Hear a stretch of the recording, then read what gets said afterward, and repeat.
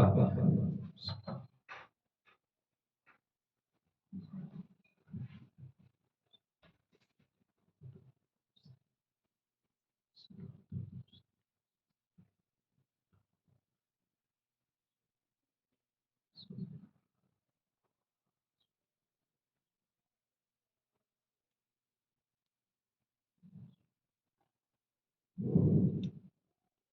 لا حول ولا قوة إلا بالله العلي العظيم. أعوذ بالله من الشيطان اللعين الرجيم. بسم الله الرحمن الرحيم. الحمد لله رب العالمين، والجنة للموحدين والمؤمنين، والنار للعاصين والملحدين والكافرين والمنافقين والمشركين. ثم الصلاة والسلام على أشرف الأنبياء والمرسلين، الذي سمي في السماء بأحمد وفي الأرض بأبي القاسم محمد. اللهم صل على محمد وآل محمد. ثم الصلاة والسلام على أهل بيته الطيبين الطاهرين المعصومين المظلومين الغر الميامين، واللعنة الدائمة الباقية الجارية القائمة الثابتة والأعداء أجمعين. أما بعد، فقد قال رسول الله صلى الله عليه وآله وسلم: فاطمة بضعة مني، من آذاها فقد آذاني. صلوات محمد وآله. اللهم صل على محمد وآل محمد. حاضرین بزم اذان، ماتم داران و پرسداران سکت شہداء، بطفیل چہردہ معصومین علیہ السلام، اور خصوصاً بتعید حضرت بطول بنت رسول معصوم عالم جناب فاطمہ زہرا سلام اللہ علیہا. اللهم صل على محمد وآل محمد. شب جمعہ ہے، دعائے شب جمعہ کو سب تلاوت کرتے ہیں. بسم اللہ الرحمن الرحیم.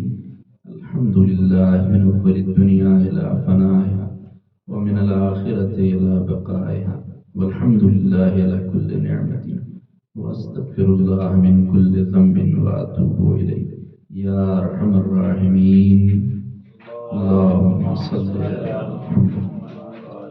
شب جمعہ شب رحمت، شب مغفرت. پروردگار تو یہ واسطہ دیتا ہوں محمد والے محمد کا، ہمارے تمام گناہان کبیرہ و صغیرہ کو معاف فرما. پروردگار ہمارے مرحومین جو دنیا سے رخصت ہو گئے ہیں، ان کے گناہوں کو معاف فرما، ان کے درجات کو جنت میں بلند فرما، ان کی برزخ کی منزلوں کو آسان فرما، ان کی قبور پر اپنی رحمتوں و برکتوں کا نزول فرما. پروردگار ہماری اس عزاداری کو اپنی بارگاہ میں شرف قبولیت عطا فرما. ہمیں جو لوگ پریشان حال ہیں، ان کی پریشانیوں، دکھ اور تکلیفوں کو دور فرما. جو لوگ مقروض ہیں، ان کا قرضہ خزانہ غیب سے عطا فرما. جو بے روزگار ہیں، انہیں برسر روزگار فرما. جو برسر روزگار ہیں، ان کی رزق و روزی میں خیر و برکت عطا فرما.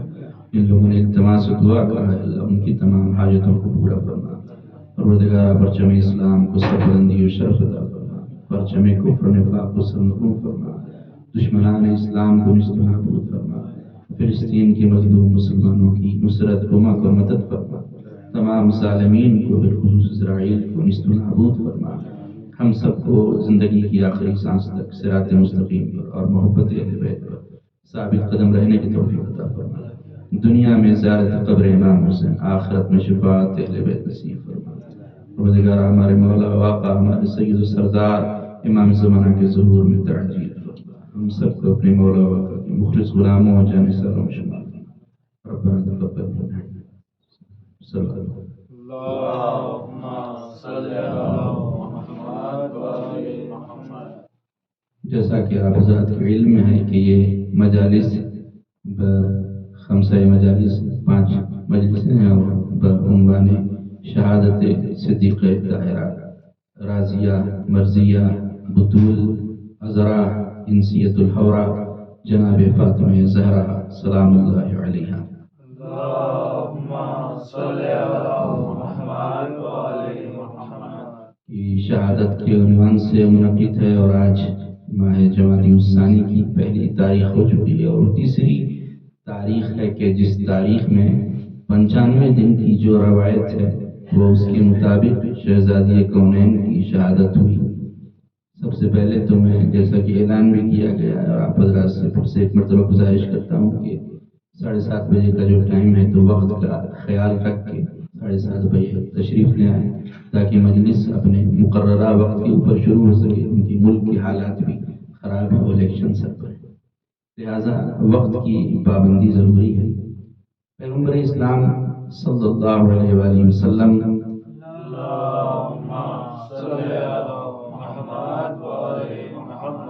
کی بہت ہی مشہور اور معروف حدیث ہے، ایک ایسی حدیث ہے کہ جو تمام شیعہ کتب میں یہ حدیث درج ہے، اور صرف شیعہ کتب میں ہی نہیں بلکہ اس حدیث کی خاصیت یہ ہے کہ یہ حدیث صحیح بخاری کے اندر بھی یہ حدیث موجود ہے۔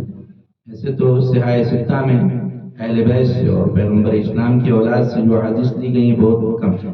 مولا کائنات کی شان میں صرف 3 حدیثیں ہیں، شہزادی کونین کے حوالے سے 2-3 حدیثیں ہیں، لیکن یہ ایک ایسی کتاب کے اندر درج ہے کہ جس کتاب کے متعلق تمام مسلمانوں کا یہ عقیدہ ہے کہ اس کتاب کی ہر ایک حدیث کے اوپر ایمان رکھنا واجب ہے، اور جس نے بھی کسی ایک حدیث کا بھی انکار کر دیا تو وہ دائرہ ایمان سے خارج ہو جاتا ہے، وہ پھر مسلمان نہیں رہتا۔ اور یہ کہا جاتا ہے اس کتاب کے بارے میں کہ بعد کتاب الباری صحیح البخاری، یعنی کتاب خدا کے بعد سب سے زیادہ معتبر جو کتاب ہے وہ صحیح بخاری، اور اس صحیح بخاری کے اندر یہ حدیث اور ایک ایسی حدیث ہے کہ جو کائنات میں چھائی ہوئی ہے، اور لہٰذا اس حدیث کا کوئی انکار نہیں کر سکتا، اور اس حدیث کا کوئی منکر نہیں ہو سکتا کہ پیغمبر اسلام نے فرمایا کہ فاطمہ تو بضعۃ منی، فاطمہ میرا ٹکڑا ہے، من آذاہا فقط آذانی، اور جس نے فاطمہ کو اذیت دی تو اس نے مجھے اذیت دی۔ یہ حدیث کا ترجمہ، اور ایک ترجمہ ایک اور طرح سے کیا جاتا ہے جو آگے ہم عرض کریں گے کہ آپ نے فرمایا کہ فاطمہ وہ ٹکڑا ہے جو مجھ سے ہے۔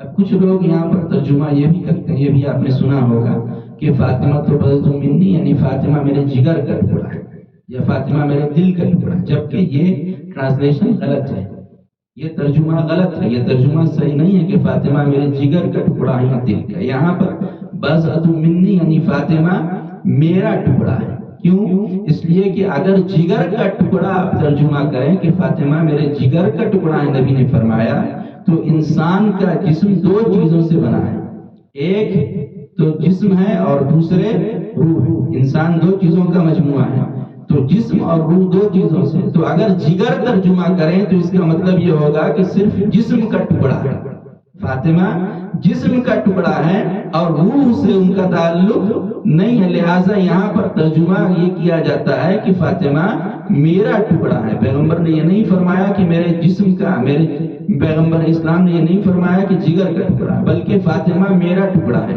اس کا مطلب یہ ہے کہ پیغمبر اسلام کے جو جسمانی صفات و کمالات ہیں وہ بھی شہزادی کونین کے اندر موجود ہیں، اور جو روحانی صفات اور کمالات ہیں وہ سب شہزادی کونین کے اندر موجود ہیں، صرف جسمانی صفات ہی نہیں ہیں۔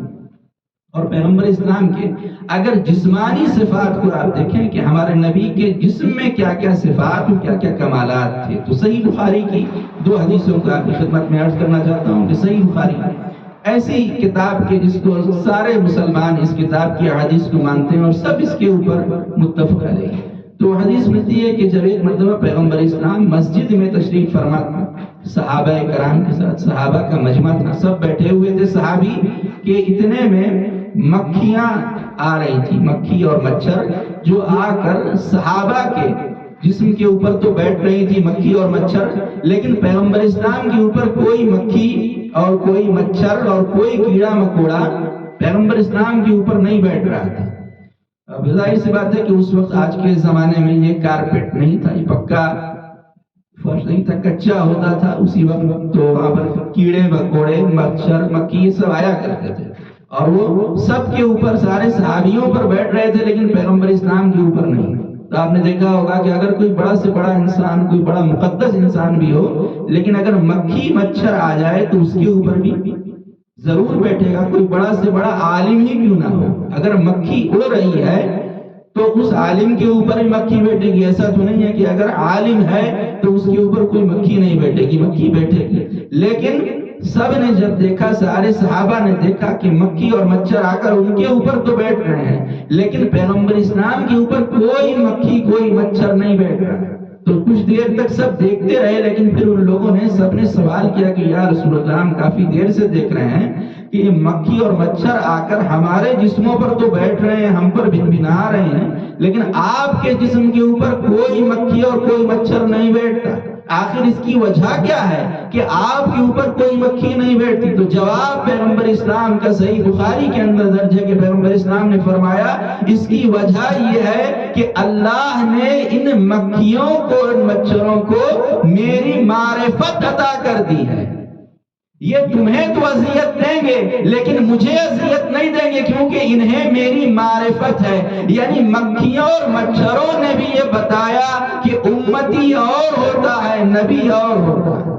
امتی میں اور نبی میں فرق ہوتا ہے تو مچھروں کو بھی معلوم ہے، مکھیوں کو بھی معلوم ہے، لیکن تعجب اس بات پر ہے کہ کچھ ملاؤں کو یہ معلوم نہیں ہے کہ نبی ہمارے جیسا نہیں ہوتا، اور اس لیے نام لے لوں کہ ذاکر نائک آج بھی وہ یہ کہہ رہا ہے کہ نبی ہمارے جیسے، نبی ہمارے جیسے۔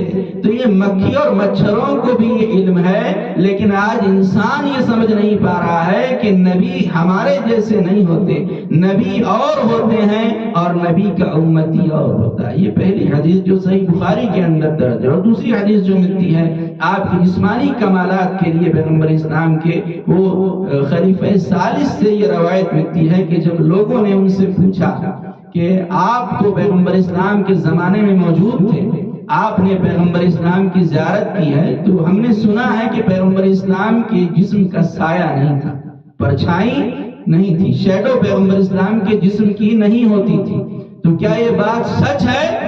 بتائیے، آپ نے تو دیکھا ہے پیغمبر اسلام کا زمانہ۔ یہ وہ لوگ سوال کر رہے ہیں جو پیغمبر اسلام کے بعد آئے تھے، ان کے زمانے میں نہیں تھے۔ تو جب ان لوگوں نے پوچھا تو انہوں نے کہا کہ ہاں یہ بات سچ ہے کہ پیغمبر اسلام کے جسم کا سایہ نہیں تھا۔ ہم جب دھوپ میں چلا کرتے تھے تو ہمارے جسم کا سایہ دکھائی دیتا تھا، پرچھائی دکھائی دیتی تھی، لیکن پیغمبر اسلام کی پرچھائی نہیں دکھائی دیتی تھی۔ ان لوگوں نے پوچھا کہ آخر وجہ کیا کہ پیغمبر اسلام کے جسم کا سایہ نہیں تھا، سب کے جسم کا سایہ تھا لیکن نبی کے جسم کا سایہ کیوں نہیں؟ جب لوگوں نے ان سے پوچھا تو انہوں نے جواب دیا کہ وجہ یہ تھی کہ ممکن تھا کہ جب کوئی صحابی پیغمبر اسلام سے ملنے کے لیے آئے اور چل رہا ہو تو دھوپ میں پیغمبر اسلام کا جو سایہ پڑ رہا ہے زمین کے اوپر، اس کے اوپر کسی صحابی کا قدم پڑ جائے، تو اللہ کو یہ منظور نہیں تھا کہ میرے نبی کے سائے کے اوپر بھی کسی صحابی کا اور کسی امتی کا قدم پڑ جائے۔ انہوں نے جواب دیا، تو دیکھا آپ نے کہ اللہ اتنا احتیاط کر رہا ہے نبی کے سلسلے میں کہ نبی کے سائے پر بھی کسی کا قدم نہ پڑے۔ لیکن عجیب منزل ہے کہ یہ مولا کائنات ہیں کہ جب کچھ شکنی کر رہے ہیں خانہ کعبہ کے اندر تو آپ کے قدم دوش رسول کے اوپر ہے۔ صلوات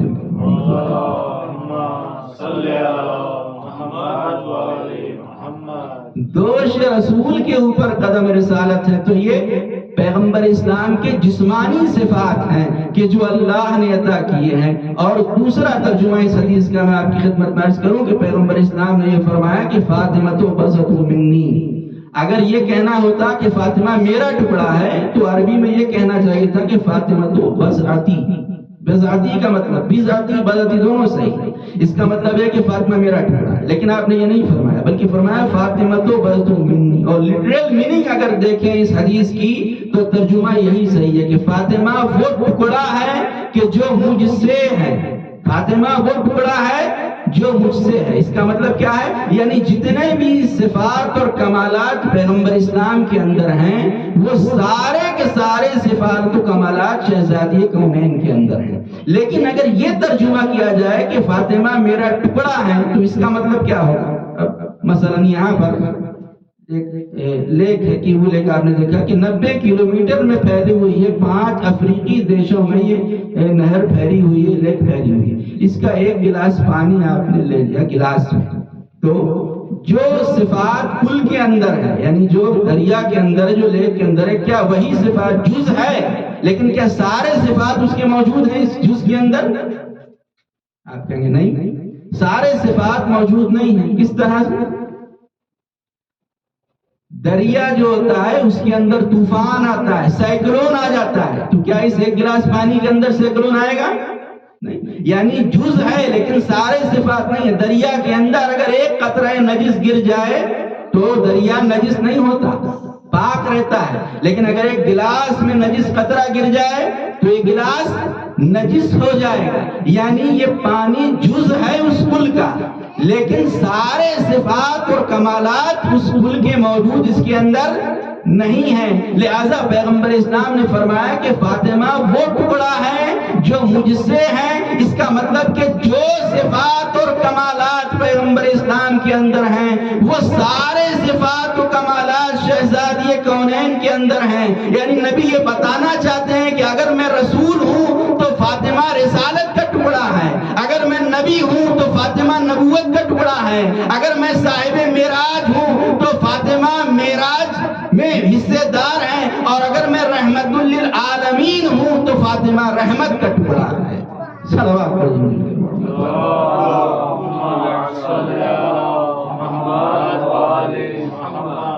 تو پیغمبر اسلام یہ سند دے رہے ہیں کہ فاطمہ وہ ٹکڑا ہے جو مجھ سے ہے۔ متاخرین میں جو علماء ہیں، متقدمین میں تو فخر رازی جو تفسیر ان کی تفسیر کبیر سب سے زیادہ مشہور ہے تمام مسلمانوں میں، فخر رازی جو سب سے بڑے مفسر تھے، لیکن آج کے زمانے میں جو سب سے بڑے مفسر قرآن ہیں تمام مسلمانوں کے درمیان وہ ہیں علامہ عبد الرحمن آلوسی۔ عبد الرحمن آلوسی نے قرآن مجید کی تفسیر کی ہے اور سب سے بڑی تفسیر، سب سے بہترین تفسیر ان کی سمجھی جاتی ہے۔ انہوں نے آیت تطہیر کا، جب آیت تطہیر کی تفسیر کی، آیت تطہیر انما یرید اللہ کی جو آیت ہے اس کی تفسیر میں انہوں نے اس حدیث کو ذیل میں نقل کیا کہ یہ حدیث صحیح بخاری سے ہے کہ پیغمبر نے فرمایا کہ فاطمہ تو بلت منی، فاطمہ میرا ٹکڑا ہے۔ تو انہوں نے رزلٹ کیا نکالا ہے اس حدیث کا کہ پیغمبر نے جو فرمایا کہ فاطمہ میرا ٹکڑا ہے، تو انہوں نے رزلٹ یہ نکالا کہ کیونکہ پیغمبر اسلام نے فرمایا کہ فاطمہ میرا ٹکڑا ہے، تو اس کا مطلب یہ ہے کہ جس سے رسول افضل ہیں اس سے فاطمہ زہرا بھی افضل ہے۔ پھر وہ لکھتے ہیں کہ اگر پیغمبر اسلام آدم سے افضل ہیں تو فاطمہ زہرا آدم سے افضل ہیں، اگر رسول نوح سے افضل ہیں تو فاطمہ زہرا نوح سے افضل ہیں، اگر رسول موسیٰ سے افضل ہیں تو فاطمہ زہرا موسیٰ سے افضل ہیں، اگر رسول عیسیٰ سے افضل ہیں تو فاطمہ زہرا عیسیٰ سے افضل ہیں۔ یعنی جس سے رسول افضل ہیں اس سے فاطمہ زہرا بھی افضل ہیں۔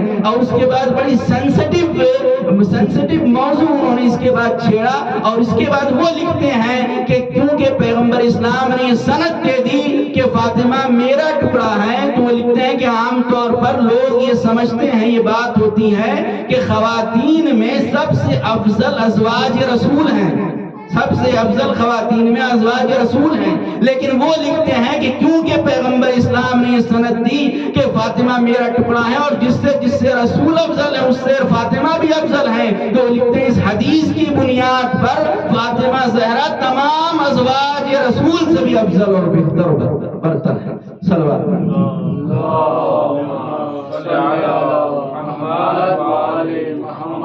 اور پھر عام طور پر یہ کہا جاتا ہے کہ ہم ائمہ کو یا مولا کائنات کو بہت انبیاء سے بھی ہم بڑھا دیتے ہیں۔ تو یہاں پر میں اس کا جواب دے کے آگے بڑھوں کہ پیغمبر اسلام فرما رہے ہیں کہ میری یہ یعنی انہوں نے جو نتیجہ نکالا علامہ عبد الرحمن آلوسی نے کہ شہزادی کون جس سے رسول افضل اس سے فاطمہ افضل، اور پیغمبر اسلام فرما رہے ہیں کہ اگر علی نہ ہوتے تو فاطمہ کے لیے کوئی کفو نہ ہوتا، یعنی کوئی ہم پلہ فاطمہ کے شوہر نہ ہوتا اگر علی نہ ہوتے۔ تو اس کا مطلب یہ ہے کہ جو منزل اور جو مرتبہ شہزادی کونین کا ہے وہی منزل وہی مرتبہ مولا کائنات کا ہے۔ تو اب ماننا پڑے گا کہ اگر شہزادی کونین آدم سے افضل ہیں تو سے افضل ہیں. اگر شہزادی انبیاء سے افضل ہیں تو مولا کائنات بھی تمام انبیاء اور رسول سے افضل ہیں اور بہتر ہیں. صلوات پڑھیں.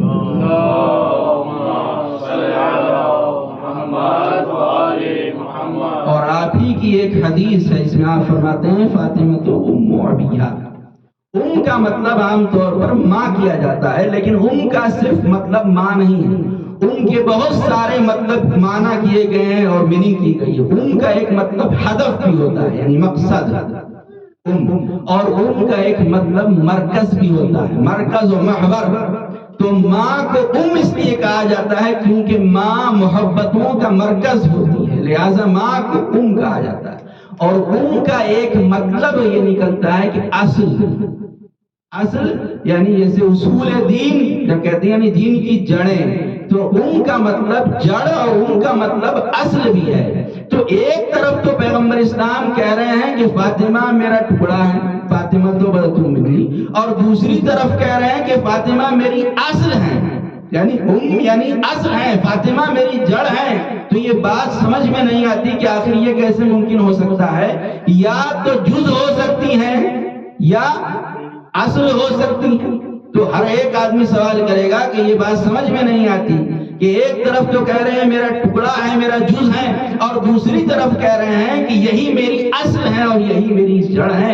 آخر یہ ماجرا کیا ہے؟ تو چلیے، اگر اہل بیت کے اوپر کوئی اعتراض کرتا ہے تو قرآن آگے بڑھ کے جواب دیتا ہے، اور اگر قرآن کے اوپر کوئی سوال کرتا ہے تو اہل بیت آگے بڑھ کر جواب دیتے ہیں. تو دیکھیں کہ کیا قرآن مجید میں اس کی کوئی مثال موجود ہے؟ کیا قرآن مجید جواب دے سکتا ہے اس سوال کا؟ تو دیکھیں قرآن مجید کے جواب ترجمہ اٹھا کر دیکھیں. مولانا فرمان علی صاحب کا اگر یہاں پر موجود ہو تو قرآن مجید میں سورہ الحمد جو ہے، سورہ الحمد یہ قرآن مجید کا جز ہے یا نہیں ہے، پارٹ ہے، حصہ ہے یا نہیں؟ سورہ الحمد ظاہر سی بات ہے 114 سوروں میں سے ایک سورہ الحمد ہے، لہٰذا یہ جز ہے قرآن مجید کا، یہ ایک حصہ ہے، یہ پارٹ ہے قرآن مجید کا. ہر ایک مانے گا کہ ہاں جز ہے.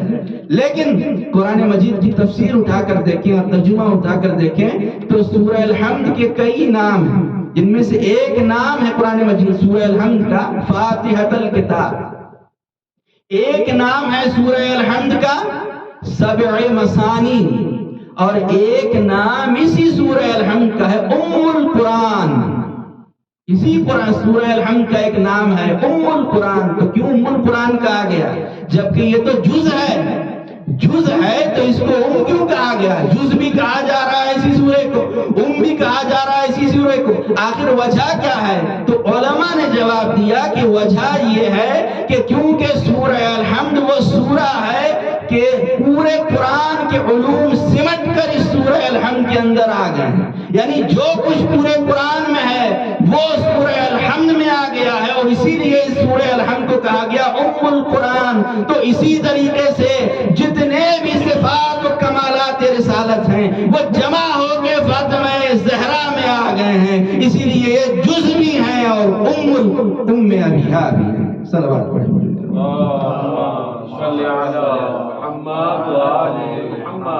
اور پھر پیغمبر اسلام نے فرمایا کہ من اغضبہا فقد اغضبنی، جس نے فاطمہ کو غضبناک کیا اس نے مجھے غضبناک کیا، اور جس نے فاطمہ کو راضی کیا اس نے من اغضبہا فقد اغضبنی، اور جس نے فاطمہ کو راضی کیا اس نے خدا کو راضی کیا. حقیقت میں تو یہ کہنا چاہیے تھا کہ اللہ اس سے راضی ہوتا ہے، اللہ اس سے خوش ہوتا ہے کہ جو فاطمہ زہرا سے خوش ہو، اللہ اس سے راضی ہوتا ہے. لیکن اللہ پیغمبر اسلام نے یہ نہیں فرمایا، بلکہ اللہ اس سے خوش ہوتا ہے، اللہ اس سے راضی ہوتا ہے کہ جو شہزادی کونین سے راضی ہو، اور اللہ اس شخص سے ناراض ہو جاتا ہے کہ جو شہزادی کونین کو جو غضبناک کرے. اور علماء عرفا بیان کرتے ہیں کہ بندگی کی معراج ہے، بندگی کی معراج ہے کہ اللہ اس بندے سے راضی ہو رہا ہے کہ جو اس بندے سے راضی ہو. اور اسی کو ایک شعر میں کہا گیا کہ خودی کو کر بلند اتنا کہ ہر تقدیر سے پہلے خدا بندے سے خود پوچھے کہ بتا تیری رضا کیا ہے. تو یہ وہ بندے ہیں کہ خدا ان سے 14 معصومین یہ وہ بندے ہیں کہ جن سے اللہ پوچھ رہا ہے کہ بتاؤ کہ تمہاری رضا کیا ہے. جو ان کی رضا ہے وہی خدا کی رضا، وما تشاءون الا ان یشاء اللہ رب العالمین کا مطلب بھی یہی ہے کہ جو ان کی رضا ہے وہی خدا کی رضا ہے، جو جن پر یہ غضبناک ہو جائیں ان کے اوپر خدا بھی غضبناک ہے، ان سے خدا بھی راضی ہونے والا نہیں ہے اگر یہ ناراض ہو جائے۔ تو پیغمبر اسلام نے فرمایا کہ ہرگز ہرگز میری بیٹی کو اذیت نہ دینا، کبھی میری بیٹی کو دکھ نہ دینا۔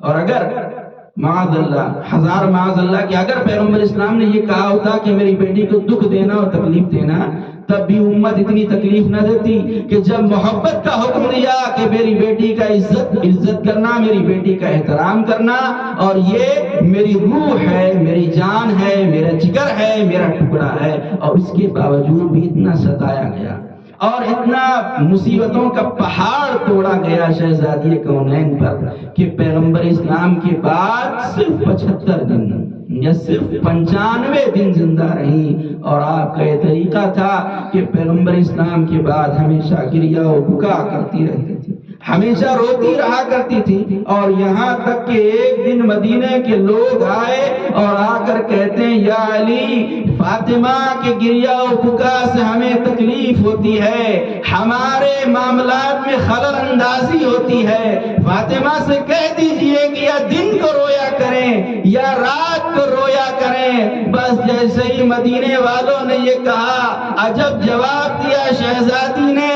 فرمایا یا علی آپ ان سے کہہ دیجئے فاطمہ کچھ ہی دنوں کی مہمان ہے۔ جزاکم اللہ خیر الجزا، خدا آپ کو کوئی غم نہ دے سوائے غم مظلوم کربلا کہ بس جب لوگوں نے اعتراض کیا کہ رونے سے ہمیں تکلیف ہوتی ہے، بس اب شہزادی کا یہ دستور ہو گیا، صبح ہوتی ہے حسن و حسین کا ہاتھ پکڑ کے جنت البقیع میں چلی جاتی ہیں، دن بھر جنت البقیع میں اپنے بابا کو یاد کر کے بابا کا ماتم کرتی ہیں۔ لیکن یہ کیسے ظالم تھے، کیسے جابر تھے کہ جب ایک دن شہزادی گئیں تو کیا دیکھا کہ جس درخت کے نیچے بیٹھ کر بابا کو رویا کرتی تھی وہ درخت بھی ظالموں نے کاٹ دیا، وہ درخت بھی کاٹ دیا گیا کہ جس کے نیچے بیٹھ کر رویا کرتی تھی۔ بس گئی تو دھوپ میں بیٹھ کر دن بھر روتی رہی، دن بھر گریہ کرتی رہی۔ جب مولا نے یہ دیکھا تو بیت الاحزان بنایا،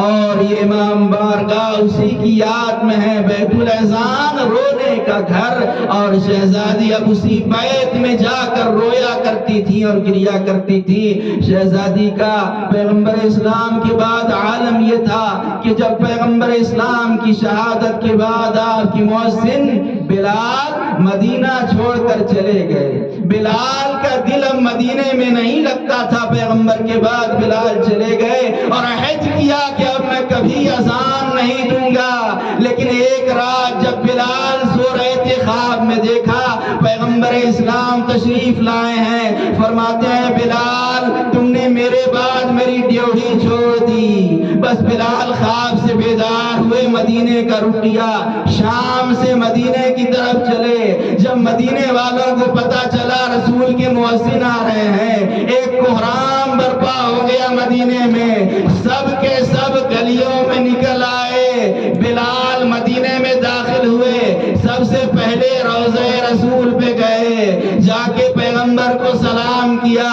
روضہ رسول میں بھی شہزادے مل گئے، امام حسن حسین کو کاندھوں پہ بٹھایا اور بٹھا کر شہزادی کونین کے پاس آئے، گھر کے باہر سے شہزادی کو سلام کیا۔